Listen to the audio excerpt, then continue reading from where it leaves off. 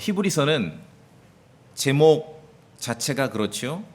히브리 사람들에게 사도 바울이 보낸 서신인데, 그 말은 히브리서는 구약을 알고 있는 사람들을 염두에 두고 지금 기록한 것이에요. 그래서 히브리서를 잘 이해하기 위해서는 여러분이 구약의 특히 이제 모세 오경 율법에 대한 그런 지식, 기록되어 있는 지식을 알 때 히브리서가 조금 더 정확하게 이해가 됩니다.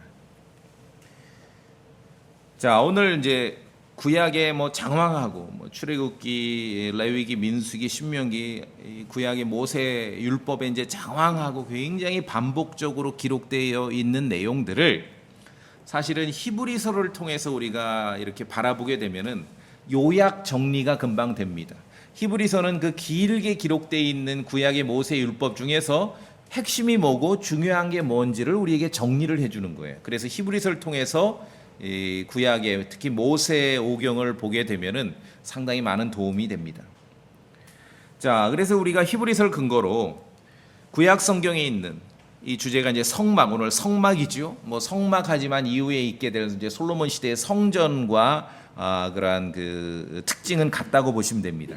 구약 시대에 있던 성막과 성전에서 이루어지는 그 섬김, 영어로 이제 서비스라 그래요. 서비스. 그런데 이제 한국 사람들은 서비스 그러면 벌써 딱 편견이 있죠. 성경에서 이스라엘 자손들이 성막에서 성전에서 하나님께 드렸던, 하나님을 위해서 했던 모든 것들을 경배한다 하지만 이제 다른 단어로 서비스, 섬긴다 그런 표현을 씁니다. 모든 섬김, 성막이나 성전에서 이루어졌던 모든 서비스, 섬김을 알게 되면 이게 이제 우리와 구체적으로 어떤 관계가 있는가? 우리 교회, 이 소망침례 교회와 여러분이 알 수 있는 다른 여타 많은 교회들의 일요일 예배 의식, 예배라고 하고 경배라고 하는데 사실은 이제 서비스라 그래요. 이 미국 사람들도 그냥 서비스란 말을 쓰거든요. 일요일 예배 의식의 차이를 이해합니다. 왜 우린 이렇게 하고 저 사람들은 저렇게 하는가? 구약에 있어서의 섬기는 의식은 우리가 히브리서 9장 1절에 보았듯이 구분되는 법령이 있고 구분되는 규례가 있고요. 구분되는 절차가 있고 구분되는 장소가 있고 구분되는 의복이 있고 구분되는 도구들이 있었습니다. 섬기는 의식을 위해서 그것이 경배 의식이라고 호칭을 하건 예배 의식이라고 호칭을 하건 섬기는 의식, 서비스를 위해서 구분되는 장소를 두고서 그 장소에다가 치장을 하고 그 장소를 별도로 이렇게 의미 있게 구분한다면 그거는 구약 시대입니다. 하나님께 섬기는 의식을 위해서 의복을 치장을 하고 의복을 따로 구분한다면 그건 구약 시대입니다. 하나님께 섬기는 의식을 위해서 어떤 물건들, 성물이라고 하는 성구사 이런 거 들어 크리스천 백화점 가면 성구사 그러죠. 그냥 가구라 그러면은 경박한 거예요. 거룩한 가구라 그래야 돼. 성물, 성구라고 불리는 어떤 도구들, 필요한 것들을 마련하고 이렇게 배치를 해둔다 그러면 그건 구약 시대입니다. 오늘날 이 땅에 많은 크리스천 교회들이 크리스천들이 여전히 복잡하고 번잡한 규례나 규정을 두고서 예수 그리스도 안에서도 하나님께 경배하고 예배한다 하며 예배 의식을 갖게 되는데 그 이유가 왜 그럴까요? 우리가 이제 히브리서를 잘 보면 알게 돼요. 구약 시대를 완전히 벗어나지 못했기 때문에 그런 것입니다. 흡사 제 느낌은 좀 과하게 표현하면 제 느낌은 오늘날 크리스천들의 일요일날 소위 대예배라고 하는 그런 하나님께 섬기는 의식, 예배 의식, 경배 의식을 보면은 제 느낌은 이래요. 광복절 기념식과 같은 뭔가 장엄하고 애써 경건한 분위기를 만들려고 그렇게 하는 것 같습니다. 그게 오늘날 크리스천들의 예배예요. 이 과하지 않습니다. 여러분이 이제 히브리서를 통해서 구약의 그러한 모세 오경에 있는 그런 여러 가지 이스라엘 자손에게 주신 규범과 규례와 이 모든 것들을 이해하게 되면은 이해가 되는 거예요. 이게 과한 표현이 아니구나. 왜 우리 교회는 이렇게 간단하게 예배 의식이 있고 저 교회들은 그렇게 번잡한가? 뭔가 신약이라고 하고 그리스도를 믿는다고 하지만 이 완전히 말끔하게 덜어내질 못해서 그렇습니다. 이 구약의 그 사상, 의식들을 덜어내지 못해서 그렇습니다. 성경 전체에서 창세기부터 계시록까지 성경 전체에서 하나의 주제에 대해서 가장 길게, 너무 길어가지고 성경을 읽다 보면 지루할 정도로 길고도 반복되게 가장 길게 비중 있게, 성경은 길다는 것은 반복한다는 것은 그만큼 중요하다는 거거든요. 성경 전체에서 하나의 주제에 대해서 가장 길게 기록하고 있는 그 대상은 오늘 우리가 히브리서 9장에 읽듯이 성막입니다. 성막, 타버나클. 죄인의 구원에 대해서도 이 성막만큼 길게 묘사하지 않아요. 굉장히 길게 묘사하고, 타버나클. 그러니까 우리 사람들은 아이고 복잡하다, 뭐 왜 이렇게 같은 얘기를 반복하셨는가, 그렇게 지루하게 생각할지 모르지만 하나님께서는 이 위대한 성경을 기록해 놓으실 때 하나님 입장에서는 가장 비중 있게 중요하게 좀 사람들에게 알려주시고 싶은 것 중에 하나가 성막이에요. 뭐 성전이라고 볼 수도 있고 타버나클이죠. 타버나클. 자, 이 성막은, 구약의 성막은 9장 1절에 있듯이 하나님을 섬기기 위한 규례들과 세상에 속한 성소가 있었다는 것입니다. 하나님을 섬기기 위한 서비스. 두 가지 사실을 여기서 발견합니다. 9장 1절을 통해서. 성막은, 타버나클은 모세 이후, 모세를 통해 그 규범과 규정을 주셨습니다. 모세 이후 이스라엘 자손이 하나님을 섬기는 모든 법칙과 법도와 절차를 규정했습니다. 이 성막은 하나님을 섬기는 장소입니다. 그 이후에 솔로몬의 성전도 동일하지요. 성막과 성전은 이스라엘 자손에게 있어서 하나님을 섬기는, 예배하고 경배하는 장소입니다. 다른 데 없어요. 아무 데서나 뭐 포장치고 그렇게 할 수 있는 게 아니에요. 딱 법이 정해져 있습니다. 섬김을 위한, 서비스를 위한 법이 제정되어 있습니다. 6절에 있는 대로 하나님께서 이 법을 제정하셨습니다. 인간 마음대로 할 수 있는 게 아니에요. 또한 이 성막은 9장 1절에 있는 대로 세상에 속한 성소가 있었으니, 세상에 속했다 그럽니다. 세상에 속한 거룩한 장소였습니다. 이 성막은, 타버나클은 땅에 있는데 하나님께서 구분하시는 거룩한 장소입니다.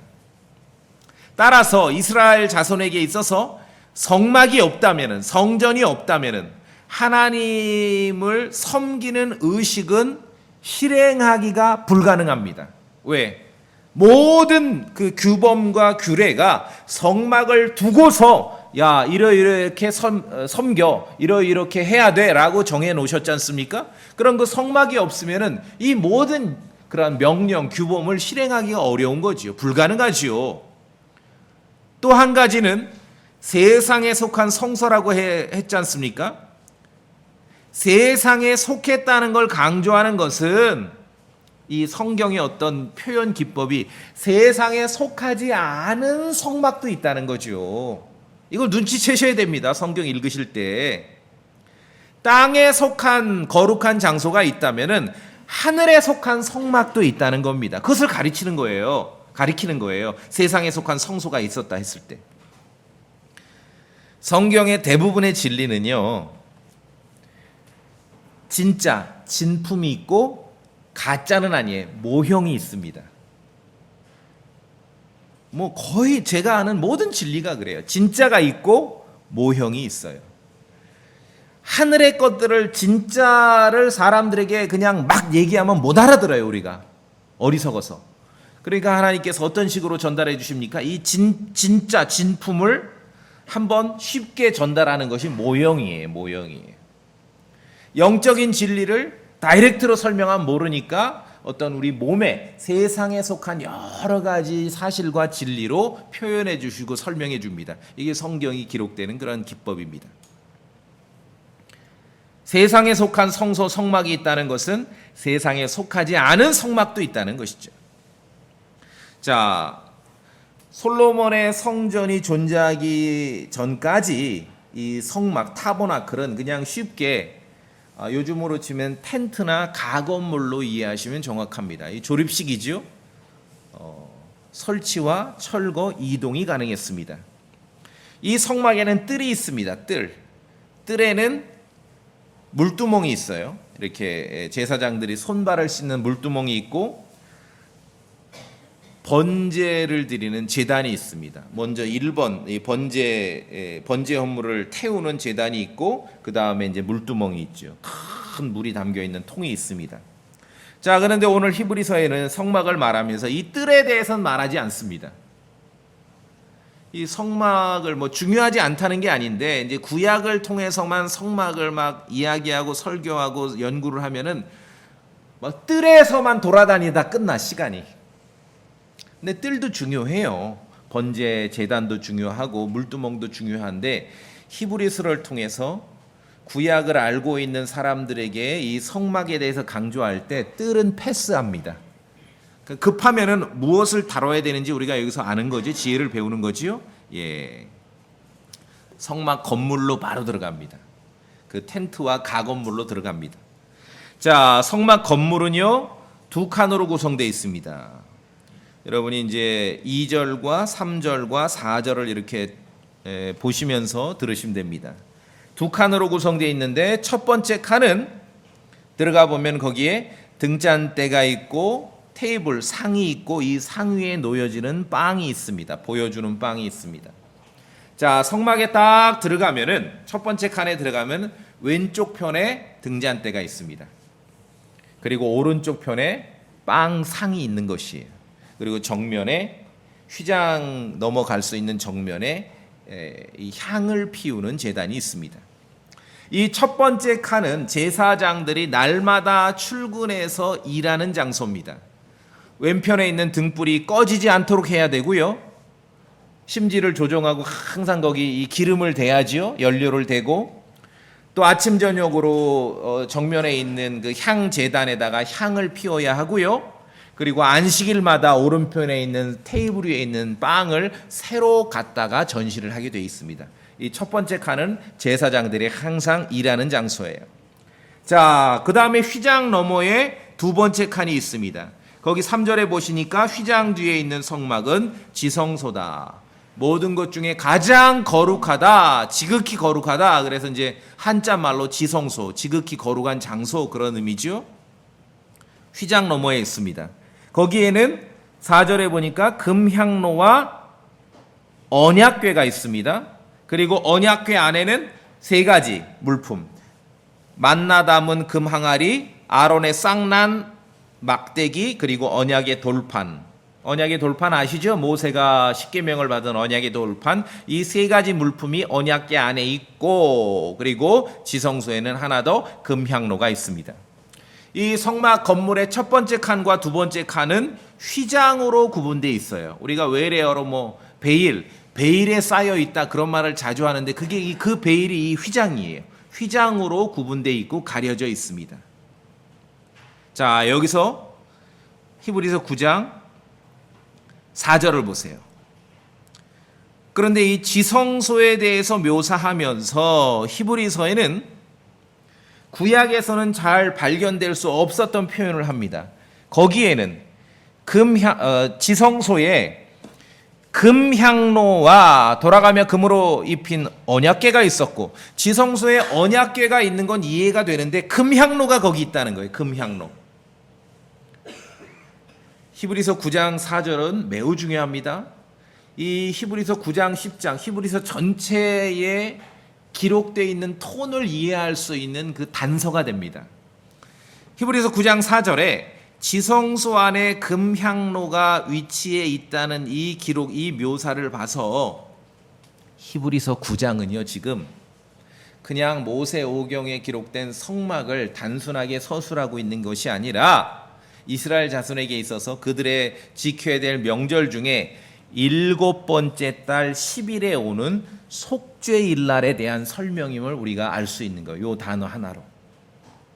뭐냐면은 향로는요, 지성소 안에는 상식적으로 지성소 안에는 여러분 언약궤만 있는 거 아시죠? 근데 이날 금향로가 있는 거예요. 향로는 대제사장이 7절에 있듯이 대제사장이 혼자 1년에 한 번 지성소 안으로 들어가지요.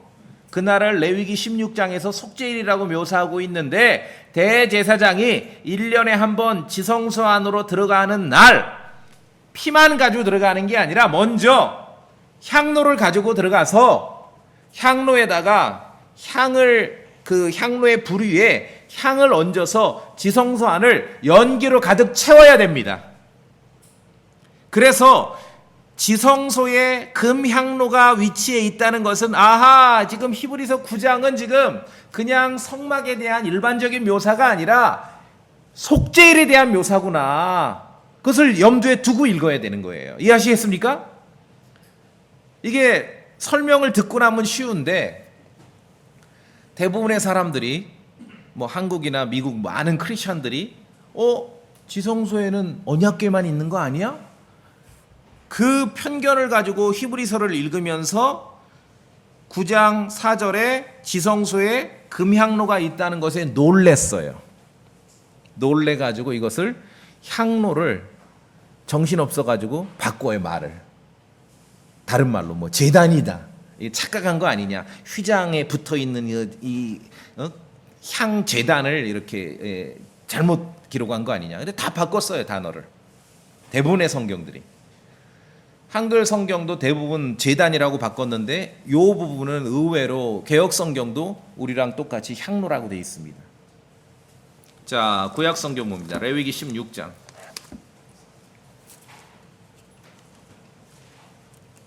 레위기 16장. 잘 따라오십시오. 예.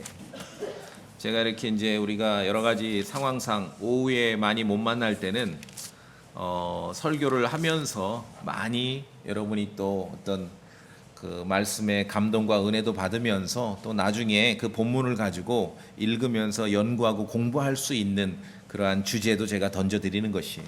레위기 16장. 레위기 16장이 바로 속죄일입니다. 자, 그래서 지성소에는 원래 언약궤만 있는 건데 금향로가 있다는 거예요. 히브리서 9장에. 여기서 이제 많은 사람들이 심지어 신학자들이 엎어져 버린 거예요. 야, 이거 맞지가 않는다. 레위기 16장을 꼼꼼히 안 읽은 거죠. 정독을 안 한 거예요. 정독을. 우리가 정독해 볼까요? 레위기 16장. 속죄일 날 지성소에 뭐가 들어가는지 알면 되지 않습니까? 자, 레위기 16장 12절. 저랑 같이 12절 읽읍시다. 레위기 16장 12절 시작. 또 주 앞에 제단에서 불타는 숯이 가득한 향로를 취한 뒤 곱게 간 향기로운 향을 두 손에 가득 담아 휘장 안으로 가지고 들어가서 13절 그 향을 주 앞에서 불 위에 놓아 향의 연기가 증언 위에 있는 극률의 자리를 덮게 할지니 이것은 그가 죽지 아니하게 하려 함이라. 자, 보셨죠? 속죄일 날 1년에 한 번 대제사장이 지성소 안으로 들어갑니다.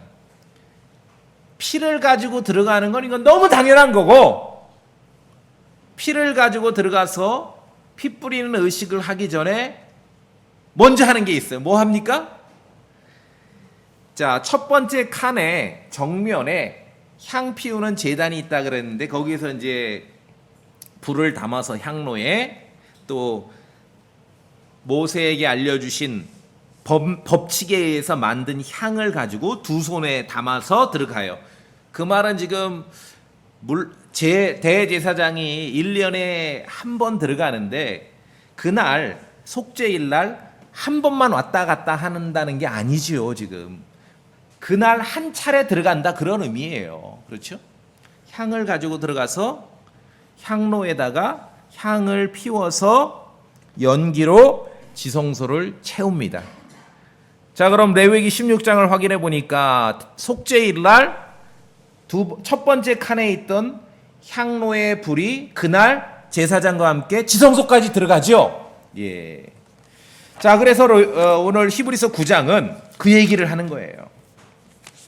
히브리서 9장과 10장을 정말 아주 생생하게 읽고 하나님의 말씀을 이해할 수 있는 그 키워드가 히브리서 9장 4절의 금향로입니다. 거기에는 금향로와, 그 말은 이날은 속죄일이구나, 레위기 16장 의식을 거행하는 날이구나. 자, 성막에서 진행되는 모든 의식은, 서비스는 하나님께서 정해주신 규례이고 법령입니다. 인간들이 임의대로 바꾸거나 고칠 수 없습니다. 첫 번째 칸에 왼편에 있는 등불을 밝히는 기름도 하나님께서 정해주신 기름만 써야 됩니다. 정면에 그 향 제단에 피우는 향도 하나님께서 정해주신 향만 피워야 됩니다. 오른편, 첫 번째 칸 오른편에 있는 상위에 전시되어 있는 빵도 하나님께서 정해주신 법도대로만 그렇게 해야 됩니다. 모세를 통해서 가르쳐주신 규정대로만 성막에서 하나님을 섬기는 의식을 거행할 수 있었습니다. 서비스라고 말씀드렸죠? 예. 규정대로 제작한 것만 사용해야 됩니다. 한치의 어긋남이 있어도 안 됩니다. 정해진 법도대로 하지 않으면 그것은 올바른 섬김이 아닙니다. 그런데 이제 아론과 그의 아들들, 4명의 아들들이 최초로 제사장의 직무를 수행했는데 그 4명의 아들 중에 2명, 아론의 아들 중에 나답과 아비후는 일찍 죽었어요. 왜 죽었냐 하면은 레위기를 읽어보시면은 나답과 아비후는 자기들 마음대로 가져온 불로 향을 피우다 죽었습니다. 그럼 성경 읽다가 야, 뭐 그냥 불 좀 잘못, 숯불 좀 잘못 폈다고 이렇게 죽을 일인가? 나답과 아비후가 죽은 이유가 향로에 불을 피우는 것과 관련되는 거예요. 무슨 말씀입니까? 레위기 16장 속죄일의 규범을 어겼다는 것이에요. 자, 한번 볼까요? 레위기 금방 확인합니다. 레위기 몇 장에 있죠? 그 걔네들이 죽는 내용이 레위기 10장인가요? 10장에 있습니다. 1절에 아론의 아들들인 나답과 아비후가 각각 자기 향로를 아하! 그냥 뭐 불 피고 뭐 숯불 피고 향 피고 그러다 죽은 게 아니라 이 향로라는 요 단어 하나로 속죄일의 규범을 어겼다는 것입니다. 이해하십니까? 속죄일의 규범을 어긴 거예요. 굉장히 말씀드렸듯이 히브리서 9장 4절에 있는 지성소에 있는 금향로라는 그 단어 하나로 우리가 많은 것들을 지금 알아낼 수 있는 것입니다. 제가 볼 땐 속죄일의 규범을 어긴 거예요. 자기들 마음대로 한 것이, 그러다 죽은 것이. 하나님께서 제정하신 모세를 통해 주신 이 성막에서 섬기는 그런 모든 의식은, 이 규례와 규정은 매우 엄격합니다. 바꿔서도 안 되고 변경해서도 안 됩니다. 혹시 오늘날 크리스찬들이 일요일날 예배 의식에 이런 것을 흉내라도 내서 진행하려고 한다면 어떤 일이 벌어지죠? 그러니까 일요일날 예배 의식이 매우 엄격해지는 것이에요. 광복절 기념행사처럼 돼버리는 거예요. 대통령이 참여하는 국가 기념행사인데 중간에 불 발라면 안 되잖아요. 왜 일요일날 크리스찬들의 예배 의식이 엄격하고 엄중하게 뭔가 막 한치의 오차도 없이 진행되어 오는 것처럼 그렇게 가는가요? 제가 볼 땐 여전히 구약을 덜어내지 못해서 그렇습니다. 구약을 덜어내지 못해서. 자, 다시 이제 우리 히브리서 본문으로 오겠습니다. 그 지성소 안에는 금향로를 말씀드렸습니다. 이날은 속죄일이구나. 레위기 16장이구나. 언약궤가 있습니다. 언약궤 위는 극률의 자리가 있는데, 극률의 자리. 자, 극률의 자리. 언약궤가 있는데, 쉽게 얘기해서 언약궤라는 상부, 뚜껑, 언약궤를 덮는 뚜껑 부위의 이름을 특별하게 극률의 자리라고 말합니다. 영어로 mercy seat 그래요. 옛날에 개역성경 속죄소라 그래요. 속죄소. 제가 성경 공부할 때는 시흔좌 그랬는데 생각나서 아무리 찾아봐도 성경에서 시흔좌라는 말이 없어. 어디서 온 거예요 도대체 그게? 속죄소의 개역성경. 극률의 자리. 언약궤 위에 이 뚜껑의 극률의 자리인데, 그 극률의 자리는 5절에 보니까 그룹들이 덮고 있습니다. 영광의 그룹들이 덮고 있어요. 이 6절은 히브리서 9장 5절은 현대 많은 크리스천들에게 잘 정리가 되지 않는 구절이죠. 야, 언약계의 긍휼의 자리는 뭐고, 뭐 긍휼의 자리를 별로 그렇게 강조하지 않거든요. 그리고 그것을 덮고 있는 그룹들은 뭔가, 실제로 이제 우스갯소리로 어떤 목사님이 실제 있었던 일이에요. 성경에서 이 그룹들이 있다고 하니까 이 그룹을 삼성그룹, 현대그룹으로 이해하시는 목사님들도 있대요. 찾아본 적이 없는 거죠. 언약계 상부 덮개를 mercy seat, 긍휼의 자리라고 하는데 성막 전체에서 가장 중요한 곳입니다. 이 언약계 안에 있는, 우리가 생각할 땐 언약계 안에 있는 그 세 가지 물품이 중요할 것 같은데 아니에요. 성경을 읽어보면 이 언약계 이 상부 덮개가 중요해요. 덮개, 뚜껑이 중요하다고요. 성막에서, 자, 히브리서에서는 말씀드린 대로 마당도 패스했지 않습니까? 근데 우리가 성막 구약을 가지고 연구하고 공부하는 분들 보면 마당에서만 막 맨날 며칠을 헤매다 가지 않습니까? 물론 마당도 중요한데 비중을 따지자면 마당은 그냥 패스해도 돼요. 자, 건물 안으로 들어옵니다. 가장 중요하고 딱 하나만 말하라고 한다면은 지성소 안에 있는 언약계 속에 있는 물품이 아니라 언약계 이 덮개 상부 뚜껑과 같은 긍휼의 자리라는 것이, 이것이 가장 중요합니다. 언약계 상부 긍휼의 자리, 거기서 속죄일날, 레위기 16장 함께 읽었습니다. 속죄일에 거기에 죄 헌물로 드려지는 수소와 염소의 피가 뿌려지는 그 장소가 이 긍휼의 자리입니다. 언약궤 속에 뿌려지는 게 아니라 언약궤 뚜껑에 뿌려지고 거기에 수소와 염소의 피가 뿌려져야 이스라엘 자손들의 죄가 덮어지는 속죄, 어턴먼트가 이루어지게 되는 것이에요. 그때 대제사장이 1년에 한 번 속죄일에 지성소에 들어와서 언약궤의 상부 긍휼의 자리에 뿌리는 수소와 염소의 피인데, 그때 희생물로 드려지는 수소와 염소는요, 그냥 헌물, 희생물이 아니라 죄 헌물이라 그래요. 죄 헌물. 성막에서의 섬기는 규례와 법칙은 하나님께서 정해놓으신 거기 때문에 말이나 표현이나 용어도요, 한치도 어긋나게 바꿔서는 안 돼요. 지성소 안에 긍휼의 자리에 수소와 염소의 피가 뿌려지는데 그날 희생물로 드려지는 수소와 염소는 어떤 헌물이라고요? 죄 헌물. 여러분 들어보셨습니까? 그냥 헌물이 아니에요. 어떤 헌물? 한번 이야기해 보세요. 죄 헌물. 바꿔서는 안 돼요. 이게 법칙이고 법도입니다. 그래야 어턴먼트, 속죄가 이루어지는 것입니다. 아무리 다른 의식을 실행하더라도 지성소 안에 있는 언약궤를 덮고 있는 긍휼의 자리에 죄 헌물로 드려지는 수소와 염소의 피가 뿌려지지 않으면 하나님과의 이스라엘 자손은 화해할 수가 없는 것이에요.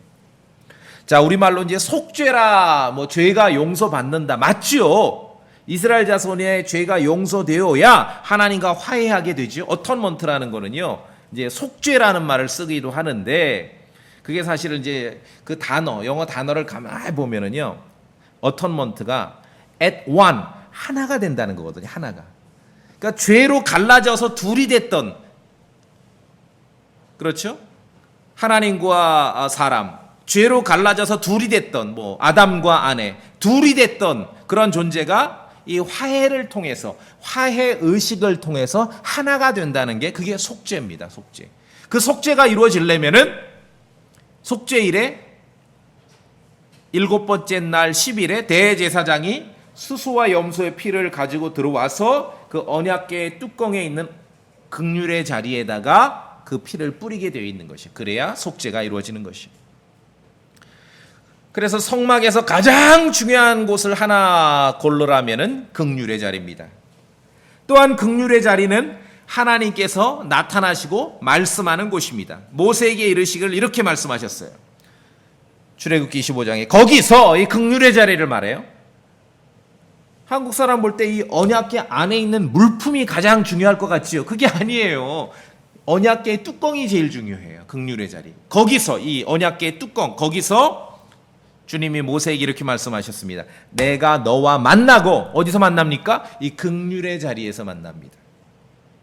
긍휼의 자리 위 곧 증언계 위에 있는 두 그룹 사이에서 이 긍휼의 자리를 두 그룹이 덮고 있다고 말씀드렸습니다. 이제 그룹에 대해서 말씀드릴 거예요.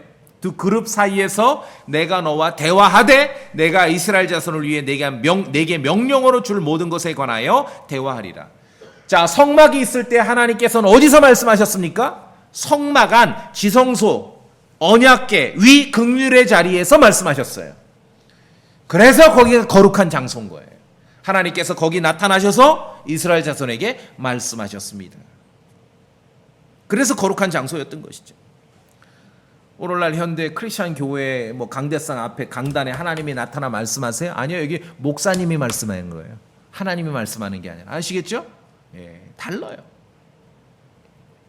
구약 시대 이스라엘 자손이 하나님을 섬기는 의식을 위한 가장 거룩하고 중요한 장소 성막에서 그 중에서도 가장 중요한 거룩한 장소는 긍휼의 자리입니다. 그 언약궤 속에 있는 세 가지 물품이 아닙니다. 긍휼의 자리에서 하나님께서 나타나셨습니다. 지성소 안 언약궤 위를 덮는 긍휼의 자리에 죄헌물입니다. 흔히 사람들이 번제 헌물 그래. 아니야. 이날 죄 헌물이에요. 번제 헌물과 죄 헌물은 엄청나게 다릅니다. 아시겠습니까? 그날 지성소에 뿌려지는 수소와 염소의 피는 죄 헌물입니다. 죄 헌물이에요. 긍휼의 자리에 수소와 염소의 피가 뿌려질 때 하나님과 이스라엘 자손 죄인들 사이에 화해가 이루어지고 조화가 이루어진 것입니다. 그래서 그것을 속죄된다, 어턴먼트라고 하는 거예요. 긍휼의 자리에 뿌려진 죄헌물의 피를 보시고 하나님께서는 만족하신 것이에요. 다른 방법으로는 안 돼. 요 법도대로 해야 속죄가 이루어지는 거예요. 그날. 우리는 어떻습니까? 예수 그리스도께서 우리의 죄들로 인해서 희생물이 되셨는데 또 로마서 3장이나 요한일서에 보시면은 예수 그리스도께서는 우리의 죄들로 인한 화해 헌물이다 이런 말 들어보셨죠? 화해 헌물 말로도 좀 우리말로도 약간 어렵고 영어로도 propitiation 좀 쉽지 않은 단어예요. propitiation 화해 헌물이다. 이게 어떤 말이냐면은 화해 헌물이다. 하나님과 인간이 죄로 인해 분리가 돼서 단절되고 둘이 됐는데 이게 하나가 되려면 화해해야 되지 않습니까? 하나님께서 거저 화해를 받으시는 분이 아니에요. 희생물이 있어야 화해를 받으시는데 그 죄인의 인간들과 하나님과 사이를 화해시킬 수 있는 그런 유일한 희생물이 바로 예수 그리스도이시기 때문에 그분은 우리의 죄들로 인한 화해 헌물이다. propitiation이라 그렇게 표현하고 있는 것입니다. 자, 요한 1서 2장 한번 보시겠습니까? 요한 1서 2장.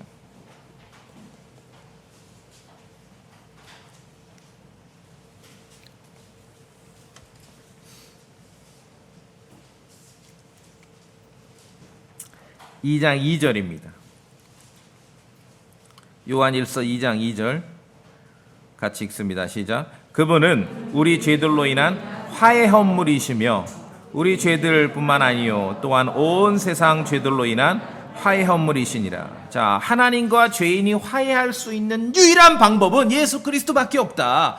이 희생물이 아니고서는 하나님께서는 죄인들하고 화해하지 않으시거든요. 유일한 방법이기 때문에 화해 헌물, propitiation이란 말을 쓰는 것이에요. 구약의 성막에 있던 긍휼의 자리와 어찌 보면은 어떤 우리가 구원받는 죄인들이 구원받는 그러한 기능면에서 같은 위치지요. 오로지 예수 그리스도의 피를 통해서만 하나님께서 죄인들과의 화해에 동의하고 만족하시는 것이에요. 이스라엘 자손들에게 있어서 성막 지성소 안에 긍휼의 자리에 뿌려진 죄헌물의 피를 통해서만 이스라엘 자손과의 화해에 동의하시고 만족하시는 것이에요. 예수 그리스도께서 우리를 위한 영원한 구속을 위한 그래서 긍휼의 자리가 되신 거예요. 왜냐하면은 이 단어의 그런 어원을 추적해 보면은요 참 신비롭습니다. mercy seat, 긍휼의 자리라는 그 단어와 화해 헌물, propitiation이라는 이 단어가요. 단어를 추적해 보면 같은 단어에서 나왔어요. 이 같은 물이에요. 원래 그 의미가 같은 뜻이에요. 참 신비롭죠? 예. 자, 다시 이제 본문으로 오시면은 9장 5절에 긍휼의 자리를 덮는 영광의 그룹들이 있었는데 이것들에 관하여는 지금 우리가 낱낱이 말할 수 없노라. 자, 그룹들에 대해서 자세히 말씀 못 드립니다. 이 시간에 우리가 히브리서를 열었기 때문에 간단히만 말씀드립니다. 자, 긍휼의 자리는 그냥 덩그러니 뚜껑만 있는 게 아니라 이 긍휼의 자리 양쪽에 날개를 활짝 펴고 있는 두 개의 생물을 금으로 두들겨서 만들어 놓습니다. 이것을 그룹이라 그래요. 제가 만난 한국 크리스천들은 그룹이라 그러면 아하, 날개 달린 천사요? 아니요. 그냥 그룹. 성경에 기록된 그대로 말을 받아들이세요. 바꾸지 마세요. 아시겠죠? 그룹입니다. 아하, 그룹 천사요? 아니, 그룹이라고요. 그룹. 복수로 말할 때는 외래어로 많이 씁니다. 캐루빔이라 그러면 캐루빔. 그룹. 캐루빔은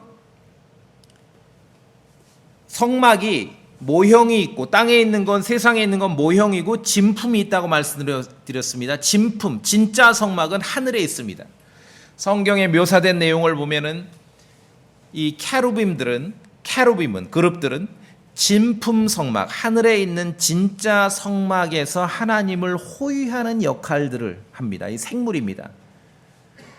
사람의 얼굴이고요, 사자의 얼굴이고요, 송아지의 얼굴이고요, 독수리의 얼굴을 갖고요, 2쌍 이상의 날개를 가졌어요. 어떨 때는 날개가 4개라 그러고 어떨 때는 6개라 그러고 2쌍 이상의 날개를 가졌습니다. 그 진짜 성막의 모습을 모세에게 보여주시면서 모형을 만들려고 한 게 지상의 성막이지요. 그래서 긍휼의 자리를 양쪽으로 날개를 편 그룹 캐루빔들이 호위하는 것입니다. 물론 이 성막은 금으로 만든 캐루빔들이죠. 자, 성경을 읽어보시면은 자주 하나님에 대해서 그룹들 사이에 거하시는 분으로 묘사합니다. 그룹들, 캐루빔들 사이에 거하시는 분입니다. 성막에는 그 모형으로 보이고요. 왜냐하면 이 긍휼의 자리에 하나님께서 나타나신다고 했으니까 양쪽에 금으로 만든 그룹들이 있고 진짜 성막에 이 그룹들이 호위하며 하나님의 영광이 거기에 나타나는 것이죠. 하늘에 있는 진품들의 모형으로 모세에게 만들라고 말씀하셨는데 그것이 성막인데 그 지성소 안에 있는 것들은 진짜 성막의 모형, 모습이에요. 그냥 이 정도로 넘어간 게 아니라 다행스러운 것은 사도 요한을 통해서 모세가 직접 봤는지 어느 정도까지 봤는지는 모르겠지만 사도 요한을 통해서 하나님께서는 하늘에 있는 진짜 성막의 모습들을 보여주십니다. 자, 계시록 4장을 보세요. 계시록 4장.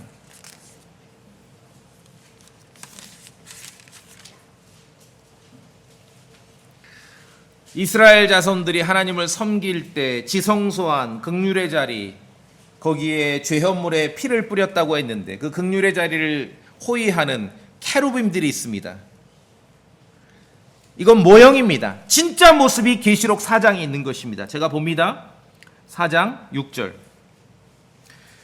사도 요한이 올라가서 봅니다.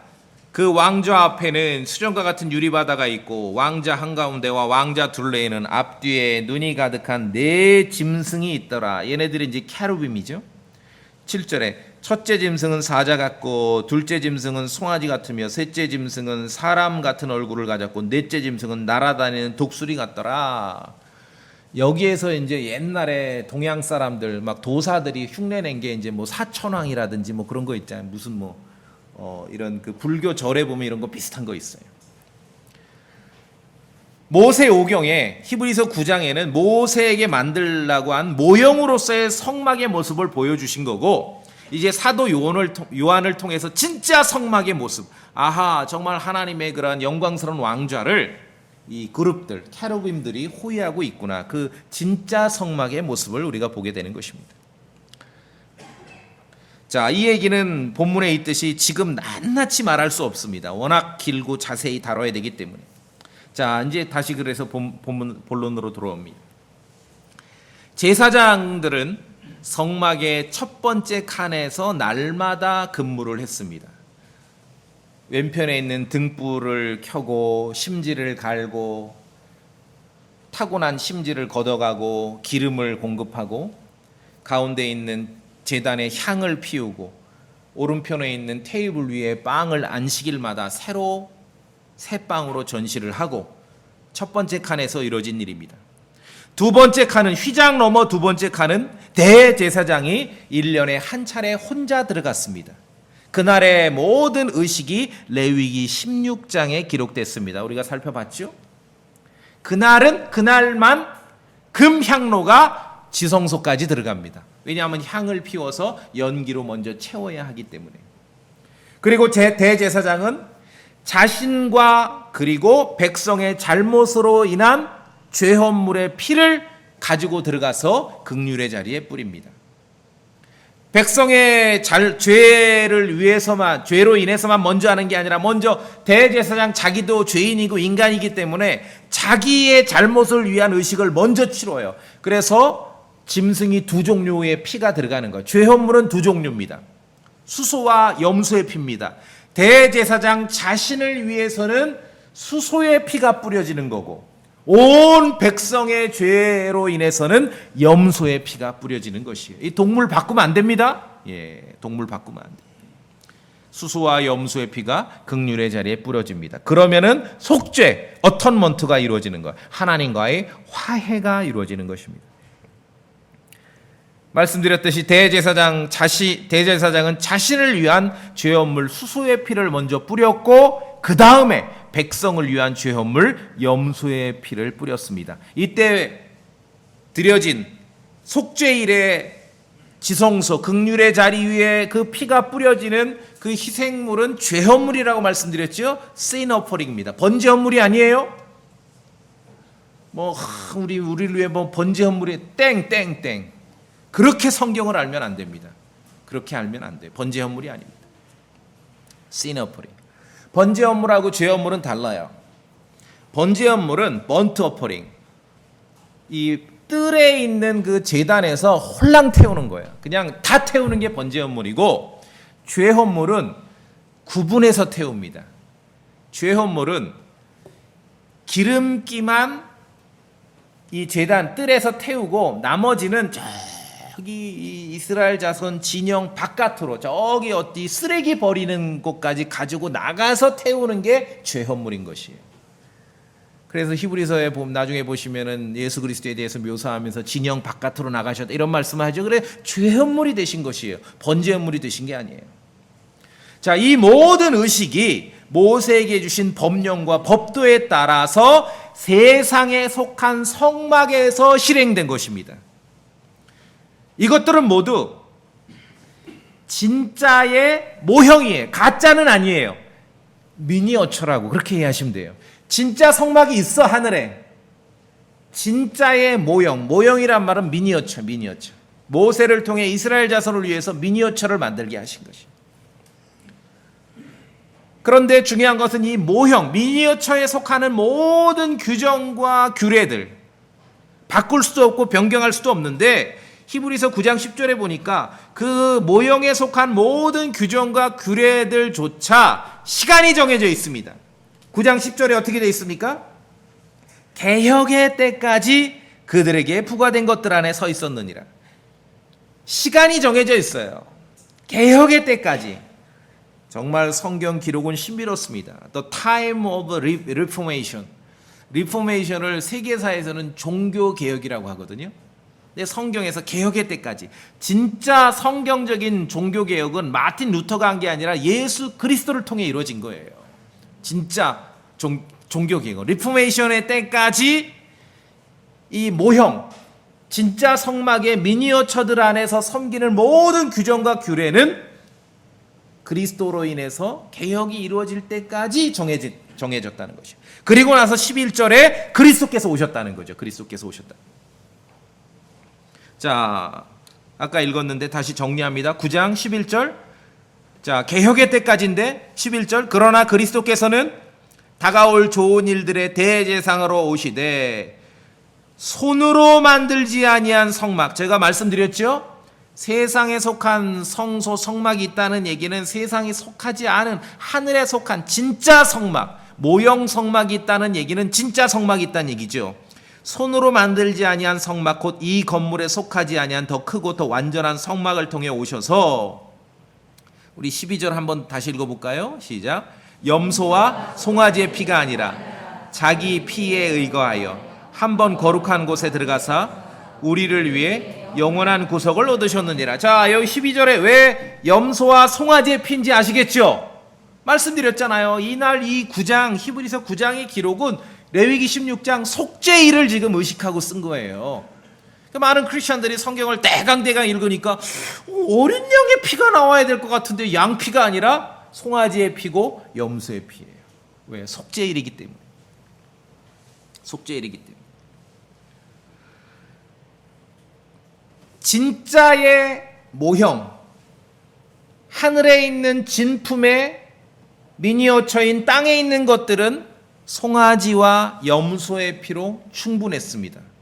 긍휼의 자리에 그 죄헌물의 피가 뿌려질 때 하나님께서 오케이 받아주셨습니다. 그러나 하늘에 있는 진짜 진품, 진짜 성막은 더 나은 희생물과 더 나은 피가 드려져야 영원한 구속을 이루게 되는 것이에요. 그래서 12절에 있는 대로 예수 그리스도의 피가 드려지게 되는 것이죠. 그래서 영원한 구속을 이루는 것이. 그리스도께서는 세상에 속한 성막, 사람들이 손으로 만든 성막이 아니라 이런 모형으로서의 성막, 미니어처 성막이 아니라 진짜 성막, 참 성막, 하늘에 있는 성막을 섬기시는 분이십니다. 대제사장이신 그리스도께서는 하늘에 있는 진짜 성막을 섬기시는 분이에요.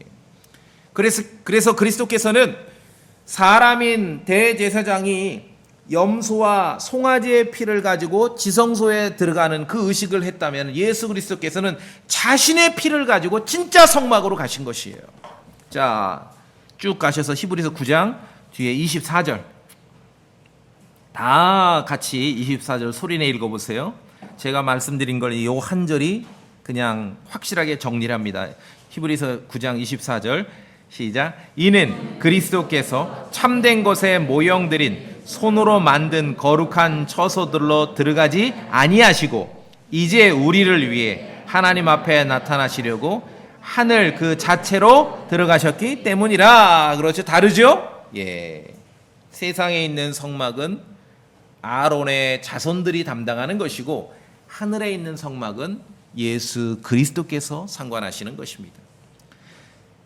자, 그렇기 때문에 하늘에 있는 진짜 성막의 모형, 미니어처로서 세상에 속한 성막 성전의 시대는 지나갔습니다. 지금 없죠? 개혁의 시대까지 부과된 거라고 말씀하셨잖아요. 성경에서. 진짜로 종교개혁은 마틴 루터가 아니라 예수 그리스도에 의해서 이루어진 거예요. 모세에게 주신 섬기는, 하나님을 섬기는 규정과 규례는 더 이상 실행할 수도 없어요. 뭐 정통 아니라 초정통 유대인이 와도 실행할 수 없어요. 왜? 성막도 없고 성전도 없습니다. 모형조차 지금은 그 모세에게 명령하셨던 그 모형, 진짜 성막의 모형, 미니어처조차 세상에 존재하지 않습니다. 그러니까 유대인들은 아무리 뭐 믿음이 좋고 신심이 좋아도 규정된 대로의 그 섬기는 의식을 실행할 수가 없는 겁니다. 실행할 수가 없는 거예요. 이거를 실행하겠다고 하는 사람들이 이상한 거예요. 개혁이 일어났는데, 종교개혁이 일어났는데 이미 예수 그리스도를 통해서 리포메이션 됐습니다. 우리가 여기서 알 수 있는 것은 아무리 진짜의 모형으로 하나님께서 명령하고 만들라 하신 것이라 할지라도 사람의 손이 닿는 모형들은 사라지고 없어진다는 진실을 여러분 기억하셔야 됩니다. 진짜가 아닌 것은 그 미니어처 모형들은요, 이 기간이 정해져 있는 것이에요. 영구하지 않습니다. 영원하지 않습니다. 자, 이 언약궤 안에 위에 보시면은 4절에 세 가지 물품이 있었죠. 만나를 담은 금항아리와 아론의 쌍난 막대기와 언약의 돌판이 있었죠. 그런데 구약을 읽어보시면은요, 솔로몬의 성전이 완공되고, 후대도 아닙니다. 솔로몬이 성전을 완공하고 그 이제 성전 이동식에 있던 그 이제 언약궤를 성전에다가 이렇게 이동해서 안치를 하는데, 그 언약궤, 솔로몬 시대 이미 언약궤 속에는요 돌판만 남아 있었어요. 얼로 갔어요 다. 그 만나 담은 항아리하고 아론의 쌍난 막대기는 얼로 사라졌어요. 언제 사라졌는지도 몰라요. 솔로몬 시대 이미 사라졌어요. 이후 성경 기록은 요시야 왕 때, 개혁군주였던 요시야 왕 때를 끝으로 해서 성경에서 언약궤에 대한 기록도 없어집니다. 언약궤가 어느 순간 사라져버려요. 성경에 언약궤가 사라져요. 이거 언약궤가 큰일 난 줄 알고 사라지면 이거 큰일 난 줄 알고 그거 찾는 스토리도 만들고 소설도 쓰고 영화도 만들고, 그게 나온 게 인디아나 존스예요. 그게 없으면 안 되니까. 근데 사람들이 몰라요. 아무리 대단해도 이건 모형이지요. 미니어처예요. 진짜는 저기 있어요. 그렇죠? 진짜가 중요하죠. 보이고 만져지는 것은 다 모형입니다. 진짜가 따로 있습니다. 성경의 대부분의 진리가 그렇게 구성되어 있습니다. 사람이 손이 닿는 것은 다 사라지고 없어지는 것이에요. 성막과 성전에 첫 번째 칸이 있고 두 번째 칸이 있다고 말씀드렸습니다. 이 첫 번째 칸과 두 번째 칸을 나누는 건 휘장 베일입니다. 자, 그런데 마태복음 27장에 보시면은 예수 그리스도께서 십자가에서 숨을 거두실 때 이 바로 휘장이 찢어진 거예요. 휘장 위에서부터 아래로 찢어졌습니다.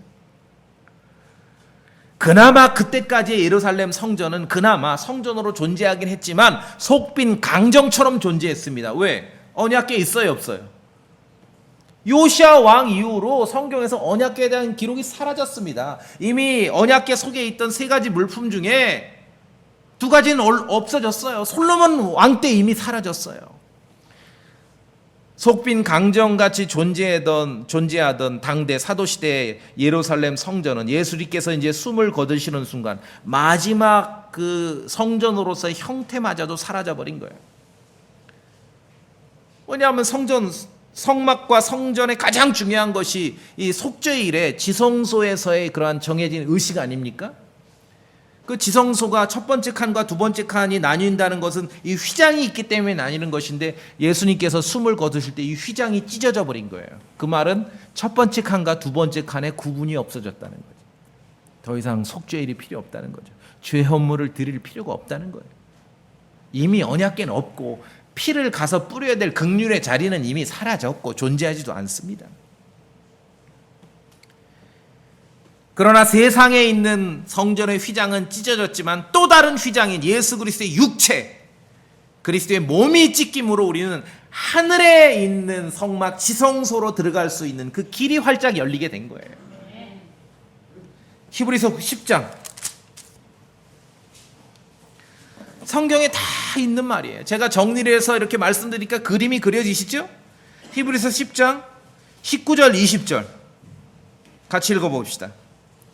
히브리서 10장 19절 20절 시작. 그러므로 형제들아, 우리가 예수님의 피에 의거하여 새롭고 살아있는 길로 지성소에 들어갈 담대함을 얻었는데, 이 길은 그분께서 우리를 위하여 휘장 곧 자기 육체를 통해 거룩히 구분하신 것이. 자, 그러면은 그리스도께서는 땅에 있는 세상에 속한 성막을 섬기는 분이 아니라 하늘에 있는 진짜 참 성막을 섬기는 분이기 때문에 여기서 말하는 지성소, 여기서 말하는 새롭게 살아있는 길은 지금 땅에 있는 얘기를 하는 게 아니죠. 그리스도로 인해 우리가 예수 그리스도로 인해서 우리가 진짜 성막의 지성소로 들어갈 수 있는, 원래는 대제사장께서만 들어가셔요. 그런데 그분이 휘장을 찢으심으로 그 길을 열어주신 것이에요. 그래서 새롭고 살아있는 길이라고 19절에 말씀하고 있죠. 지성소로 들어갈 수 있는 길인 거예요. 진짜 성막으로, 미니어처 모형이 아니라 진짜 성막의 지성소까지 들어갈 수 있는 길, 대제사장만 갈 수 있는 그 길이 활짝 열렸어요. 그래서 예수 그리스도께서는 내가 곧 길이요 진리요 생명이라 길이라고 말씀하신 거예요. 그 길을 통해 우리가 나아가게 되는 것이에요. 세상에 속하는 성막과 성전을 중심으로 하나님을 섬기는 규정, 규례, 법도를 실행할 수 있는 기반은 더 이상 없습니다. 성막도 없고 성전도 없고 언약궤도 없고, 그러니까 맨날 어디 해외 탑픽 뉴스 보면 이스라엘 근본 정통 유대인들이 짐승은 짐승 준비한 뭘 하냐고. 그 잡아도 피를 뿌릴 긍휼의 자리가 없어요 지금. 레위기를 똑띠기 안 읽은 거지요. 그렇죠? 지성소도 없어요. 찢어버리셨어요 하나님께서. 이제 하늘의 지성소마저도 찢어버린 거 아니에요. 들어갈 수 있도록 찢어버린 거 아니에요. 휘장을 그리스도의 육체로 위아래를 다 찢어서 다 들어갈 수 있게 만드신 거예요. 세상에 속한 손으로 만든 성전, 성막은 더 이상 존재하지 않습니다. 휘장이 찢어져서 세상에 속한 성전, 성막의 성전됨은 사라졌습니다. 진짜 리포메이션, 종교개혁이 일어난 거예요. 땅에 있는 것은 모형이고 미니어처고 하늘에 진짜 성막이 있다고 했는데, 저 위에 있는 성막의 지성소까지도 원래는 대제사장이신 예수 그리스도만 접근하실 수 있는데 거기마저도 휘장을 찢어서 길을 열어주신 것이에요. 16세기 유럽에서 종교개혁이 일어났을 때요, 이렇게 쭉 교회 건물들을 보면은요, 겉모습은 비슷해요. 지금도 유럽에 있는 겉모습, 교회 건물들 겉모습은 비슷한데 내부를 들어가 보면 구분이 돼요. 겉모습은 동일한데 내부의 이 강단에 성물과 어떤 장치와 조형물이 아직도 가득하면 그건 카톨릭 성당이고, 내부로 들어가 봤는데 내부 강단이 단조로우면 이건 종교개혁에 가담한 예배당이다. 우리가 그렇게 알 수 있어요. 사람들에 의해서 일어난 개혁도 그러하거늘 예수 그리스도에 의해서 일어난 개혁을 성경이 우리에게 가르치는데, 하나님을 섬기는 규정과 규례들로부터, 그것은 세상에 속한 성막이 있을 때나 가능했던 거지요. 성전이 있을 때나 가능했던 거죠. 그런 모든 규정과 규례로부터 우리를 자유롭게 하신 것이에요. 이것이 구원이고 해방이고 자유지요. 뭐를 형식을 붙들고 규범을 붙들고 의식을 붙들어야 될 것은요, 단 한 개도 없습니다. 단 한 개도 없어요. 그런데 여전히 종교개혁 이전, 그리스도 안에서 이루어진 종교개혁 이전으로 돌아가려는 시도들이 많아요. 크리스천들은, 목사들은 흉내도 내서도 안 돼요. 특히 목사들은 제사장 흉내도 내서도 안 돼요. 그럼 제사장 아니면 아무것도 아니야? 아니요, 목사와 성경 교사죠. 이 영적인 직분이 더 위대하고 크지요. 왜 우리 교회의 예배 의식은 이렇게 단순하고 단조롭고 다른 교회들의 예배 의식은 그렇게 엄중하고 장엄하고 장중하고 복잡한지 이해하시겠습니까? 규정에 의해서 하나님을 섬긴 이스라엘 자손들은 세상에 속하는 성막을 섬겼습니다. 그러나 예수 그리스도께서는 진짜 성막을 섬기신 분입니다. 대제사장이신 그리스도께서 진짜 성막을 섬기셔서 심지어 자신의 몸인 육체의 휘장을 찢으심으로써 우리에게 새로운 길을 열어주신 것입니다. 예수 그리스도께서는 스스로 우리를 위한 헌물과 희생물이 되셨습니다. 번제 헌물이 된 게 아니라 죄 헌물이 되신 것이죠. 우리를 위한 헌물과 희생물로 하나님께 드리셨습니다. 이제 길이신 그리스도를 통해 진짜 성막, 땅에 있는 모형 미니어처가 아니라 하늘에 있는 진짜 성막의 지성소로도 들어갈 수 있는 담대함을 우리가 갖게 되는 것이에요. 규정에 따라 섬기는 구약의 그러한 의식, 서비스는 흉내라도 내지 말아야 됩니다. 종교개혁을 이루신 그리스도께서 슬퍼하십니다. 그렇죠? 오늘날 개신교에 보면은 종교개혁을 이룬 루터나 칼빈이 얼마나 슬퍼하겠습니까? 똑같습니다. 우리의 예배의식의 단순함과 다른 교회들의 복잡하고 엄중함의 차이가 어디서 오는지 아시겠습니까?